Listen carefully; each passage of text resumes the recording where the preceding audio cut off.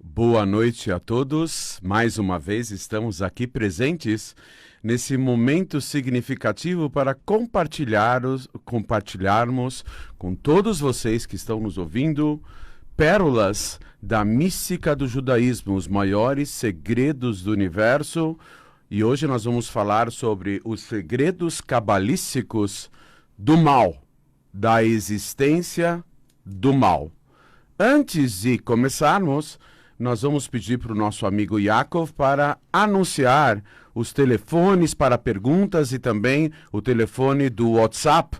Nós estamos em formação de grupos de estudo. Os telefones do ouvinte são 31710221, 3262-4490, repetindo, 31710221, 3262-4490. E o WhatsApp do grupo é 11 São Paulo 9795-22072. Novamente, 9795-22072. Em outras religiões, procuram esclarecer outros clérigos de que o diabo é o inimigo de Deus. Não tem nenhum sentido e nenhuma procedência no judaísmo, na Torá e particularmente na mística da Torá, que é a filosofia hassídica, mística e a Kabbalah, filosofia cabalística. Na verdade, tudo que existe foi criado por Deus, porque não existe nada e ninguém além de Deus. O diabo, ou o anjo do mal, Satan vem do verbo em hebraico lehastin, que significa instigar, provocar. Ele é um anjo a serviço de Deus. Então, já que a natureza do bem supremo, a característica do bem absoluto, que é Deus, bendito seja, é beneficiar, ele criou o universo e os infinitos mundos espirituais, particularmente criando o homem à sua imagem e semelhança, para que ele pudesse ser beneficiado. E a forma maior de benefício, como já falamos em outras ocasiões, a maior forma de benefício, maximizando o bem, otimizando o bem, é quando o bem é obtido pelo esforço pessoal. Daí, o Todo-Poderoso, Criador dos céus e da terra, ele nos deu um presente chamado livre-arbítrio, o poder de escolha entre o bem e o mal. Para isso, tem que existir o mal, por enquanto. Então, todo o sofrimento do mundo, todo o mal que existe, tudo aquilo que é errado, existe uma certa autonomia de cada indivíduo, de cada ser humano, de poder optar entre uma coisa e outra, mas até certo ponto. Hoje em dia, nós carregamos o peso enorme das circunstâncias da vida que moldam e modelam o nosso caráter, a nossa personalidade. Então, o ser humano que normalmente ele é a essência maior de sua alma, mais o peso circunstancial da vida, hoje em dia, a essência maior, ela ficou achatada, ela é muito pequena diante do peso circunstancial que acaba influenciando muito a nossa personalidade, o nosso caráter, a nossa mentalidade, as nossas características pessoais. Então, o que ocorre? O poder de distinguir, discernir e optar hoje em dia é muito pequeno. Em compensação, as nossas almas são antiquíssimas, já cumpriram com a maior parte da sua missão em vidas anteriores. Falta pouquíssimo para completarmos a nossa missão, desencadeando uma nova era, uma era de intensa felicidade. Aonde está a expectativa divina? Ela está centrada exatamente naquele pouquinho que nos restou para podermos dominar o mal, darmos a volta por cima, sobrepujá-lo e passarmos a fazer o bem. Todo o mal que existe no mundo é uma forma de compensação em relação a situações de outras vidas e outras experiências, As pessoas erram, elas são passíveis de erro. O ser humano tem uma característica de poder errar, mas quando ele se arrepende e retorna novamente para a sua fonte original, que é Deus, ele consegue atingir um patamar muito mais elevado do que antes de falhar, antes de tropeçar, antes de pisar na bola. Não quer dizer que nós vamos falhar com a condição de nos arrependermos. Esse tipo de retorno a Deus é dificultado, porque não se pode falhar com a condição de depois se arrepender. Isso é mais complexo, mais complicado. Mas as pessoas são passíveis de erro. E Deus é bondoso, misericordioso. Ele conhece a cada um de nós muito melhor do que nós mesmos, porque foi Ele que nos criou. Então Ele sabe dos nossos testes, dos nossos grandes desafios, das nossas inclinações, mas Ele fica torcendo, a expectativa divina qual é? De que nós consigamos dominar o mal dentro de nós. Tudo que acontece no mundo de mal e positivo, então, ele se desdobra em dois aspectos. Tem a atuação individual de cada ser humano e tem a atuação coletiva. As grandes desgraças, os grandes sofrimentos generalizados de povos inteiros, etc, etc. Então vem uma frase do Talmud, uma obra milenar, que diz o seguinte, que a mão e o coração dos soberanos, dos dirigentes das nações, estão na mão de Deus. Os soberanos das nações não têm muito livre-arbítrio. As decisões de amplitude mundial são tomadas por total influência dos decretos divinos, quando ele irradia insights, ideias, por mais que sejam desaprovadas, na cabeça dos dirigentes das nações. Então podemos encarar a humanidade como, ao mesmo tempo, o valor individual de cada ser humano e a somatória dos valores, mas na realidade maior da alma e da experiência da alma em várias vidas consecutivas, nada sabemos sobre o acerto de contas e a contabilidade e a contabilização que Deus faz em relação ao desempenho de cada alma, não só de uma vida, mas de milhares de anos. Nós devemos fazer a nossa parte, o melhor que pudermos, para combater o mal, para combater... O que é exatamente... O Rabino aqui está falando de bem ou mal. O que é exatamente bem ou mal? Tudo é muito relativo, né? Hoje em dia, a relativização das ideias acaba tornando a divisória entre conceitos muito tênue. Então, basicamente, o bem é uma sintonia maior com a vontade de Deus. E o mal é a sintonia menor, que acaba incorrendo na transgressão da vontade divina. Quanto mais nos sintonizarmos com a vontade de Deus, maior o bem desdobrado e produzido pela nossa conduta e pelas formas de manifestação da nossa alma, as roupagens da alma, a nível de pensamento, fala e ação. E a recíproca é verdadeira. Quanto menos nos sintonizarmos com Deus, mais vamos dar espaço para que o antagonismo à vontade divina se faça presente. O nosso grande desafio, podendo optar entre um aspecto e outro, é nos aproximarmos cada vez mais pelo livre-arbítrio, pela capacidade de escolha, mesmo que ela seja mínima, que possamos exercer o nosso papel dentro das nossas possibilidades, porque o princípio é que Deus não cobra o impossível de suas criaturas, somente na medida das possibilidades. O nosso trabalho de toda a humanidade está praticamente finalizado, numa história de milhares de anos. Os problemas que existem de amplitude mundial, eles têm uma intervenção decisiva de Deus.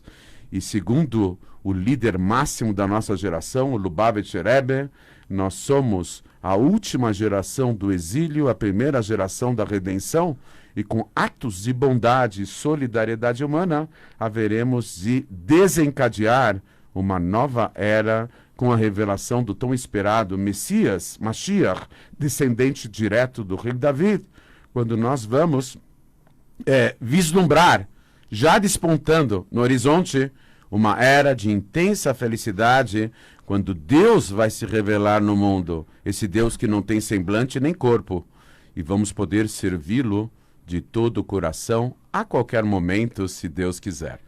Rabino, então, basicamente, todo mal, ele pode ser um trampolim para o sucesso pessoal? O mal, a função do mal é valorizar o bem. É um princípio básico da filosofia racídica, mística e cabalística, que podemos apreciar a luz no contraste com a escuridão. O bem só pode ser valorizado quando contrastado com o mal. Se o mal vencer a parada nos grandes desafios da vida, então nós só perdemos tempo, porque é uma questão de tempo sobrepujarmos o mal. Mas se nós conseguirmos vencê-lo, no sentido de criarmos um equilíbrio pessoal maior, uma bondade maior, beneficiarmos o próximo, etc., etc., criarmos uma serenidade, uma harmonia, uma paz na nossa vida interna, interior e com as pessoas que nos cercam, então vamos estar enfrentando o mal, enfrentando as coisas, os aspectos negativos da vida, nós vamos estar valorizando o bem em contraste com a possibilidade de outra opção. O Roberto pergunta, Rabino, você falou de anjos, demônios e tal, as criaturas celestiais, tanto os anjos, demônios, não julgando se são boas e ruins, essas criaturas têm livre-arbítrio? Uma excelente pergunta. Deus criou exclusivamente o homem, à sua imagem e semelhança. Imagem significa faísca divina que anima a vida, dá vida ao homem dentro do seu corpo, que é chamada de alma, e semelhança significa a capacidade de discernir, de escolher entre o bem e o mal. Somente o ser humano foi criado à imagem e semelhança de Deus. Os anjos, as criaturas celestiais, são espécies de autômatos, de robôs espirituais. Eles estão lá para servir a Deus no mundo adimensional. Há 10 tipos de anjos diferentes, podemos falar sobre isso em outra ocasião, mas de qualquer forma, quando o ser humano ele detém o mal ou reverte o mal em bem, a escuridão em luz, então nesse momento ele se posiciona espiritualmente acima dos anjos. Então tudo foi criado, toda a realidade maior, o universo inteiro e os infinitos mundos espirituais foram criados única e exclusivamente para a atuação do homem, do ser humano, nesse mundo físico e material, procurando se conectar com seu Criador. Rabino, a Miriam pergunta, Deus criou uma árvore do conhecimento do bem e do mal. Já existia o conhecimento do bem e do mal que Deus criou, ou foi o ser humano que teve essa percepção de bem e mal? O bem e o mal, segundo a filosofia racídica, mística e cabalística, o bem e o mal já existiam, mas eles tinham setores bem distintos. Quando o ser humano pôde discernir entre o bem e o mal, o que ocorreu, pela sua falha, pela falha original, né, chamada pelos povos do mundo de pecado original, a primeira falha do primeiro casal, os progenitores da humanidade, Adão e Havá, Adão e Eva, possibilitou com que o mal se mesclasse totalmente com o bem, a ponto de não existir bem que não seja composto do mal, e não existir mal que também tenha no seu meio o bem. Está tudo mesclado e cabe a nós voltarmos a separar esses dois campos, tornando-os distintos e fazendo com que o mal acabe revertendo, o bem acabe revertendo o mal. As criaturas negativas, elas têm como função testar o homem e o distanciar de Deus. Mas, na sua estrutura espiritual, na sua fonte maior, elas desejam que a vontade de Deus seja feita e que o ser humano se aproxime de Deus. O trabalho do mal é afastá-lo de Deus, mas a expectativa do mal é que ele seja revertido para o bem e que o ser humano consiga criar uma sintonia maior com o divino. O Lucas pergunta, Rabino, você falou que os governantes do mundo, eles, de uma certa forma, como fala o Talmud, estão nas mãos de Deus, nas mãos do Criador. Mesmo os cruéis ditadores, como tantos que passaram na história, tipo Hitler, eles também estavam num destino ali ou eles tinham uma possibilidade de escolher algo diferente? Então, uma excelente pergunta. Deus é justo com cada ser humano. Então ele não tira totalmente o livre-arbítrio dos dirigentes. O faraó e o povo egípcio foi castigado com o fechar das águas do Mar Vermelho, mas já estava decretado que os judeus seriam escravizados pela nação faraônica. Então, por que eles foram castigados? Porque o decreto divino em relação a certas situações de amplitude mundial, etc., ou envolvendo povos inteiros, é até um certo ponto. O faraó e os egípcios não só escravizaram os judeus, como os trataram com requintes e crueldade. Isso já não era predestinado. Então, quando Deus, por algum motivo que só Ele conhece, reduz sensivelmente o livre-arbítrio dos dirigentes das nações, até certo ponto, mas a partir daquele ponto existe uma certa autonomia. Por isso, os líderes cruéis haverão de num dado momento, ou no campo espiritual, ou mesmo na chegada, na revelação do Messias, do Mashiach, haverão de prestar contas perante o Todo-Poderoso, não em relação àquilo que já foi predestinado, mas em relação aos requintes e crueldade, quando deveriam predestinadamente impor certo sofrimento a povos subjugados, mas até um certo limite. Passando desse limite, entra a autonomia da vontade e entra o acerto de contas futuro em relação a todas as transgressões que foram cometidas. Rabino, o Dani pergunta, o mau instinto, etc., ele vem de alguma parte da nossa alma? Ele faz parte da nossa alma? Ou nós aprendemos a ter o mau instinto durante a vida?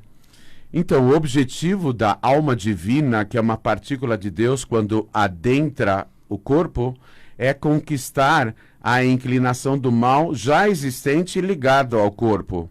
A nível de intelecto é chamado a alma que entra no corpo de alma divina, e a alma animal é aquela que é intimamente ligada ao aspecto material do corpo. Alma animal não significa que se comporte como animal. Ela pode ser até refinada, mas uma característica dela é que ela não consegue transcender limites.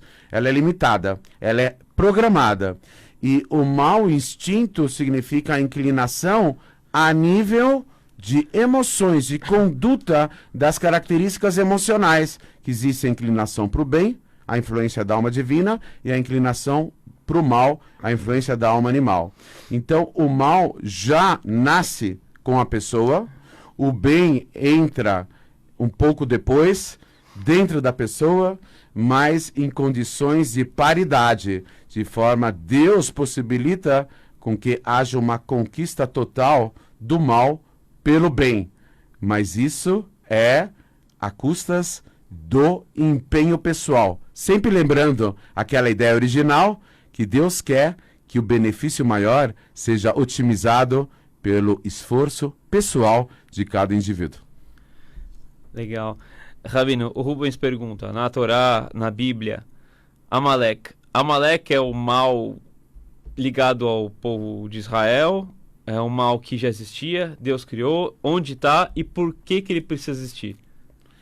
O Amalek é o maior contraste existente, é o maior antagonismo. não só ao povo de Israel, como à própria divindade, ao Todo-Poderoso. Por quê? Porque Amalek, ele foi culpado do quê? Ele atacou o povo de Israel e esfriou o temor que os povos tinham. Mesmo que ele sabia que iria apanhar do povo de Israel, mesmo assim ele confrontou o povo. O Amalek significa frieza total. Os líderes racídicos, os rebes de Chabad, Lubavitch, identificaram em uma parcela do povo alemão, particularmente os antecessores, como Kaiser e também os nazistas, como descendentes de Amalek. Qual é a principal característica de Amalek? A frieza. O pior tipo de indivíduo não é aquele que é contra tudo e todos. Não é aquele que hostiliza. Porque amor e ódio são sentimentos que mexem com a pessoa e fazem ela vibrar ou para um lado ou para o outro.